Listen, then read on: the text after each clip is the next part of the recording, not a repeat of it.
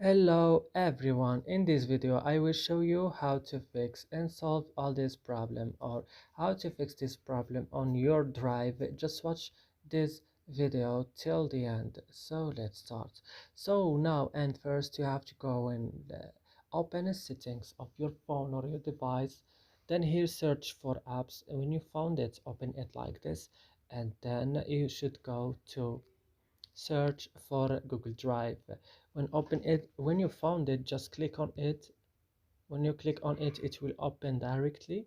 Here, go to storage option, also click on it, and go to the last button, clear data, click OK, also clear cache. And here in the bottom of the screen, as you see, force stop, also click on it.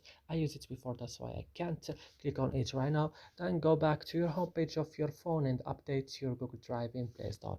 And that's it. I hope this video is helpful for you. Don't forget to like, subscribe in our channel. See you in another video.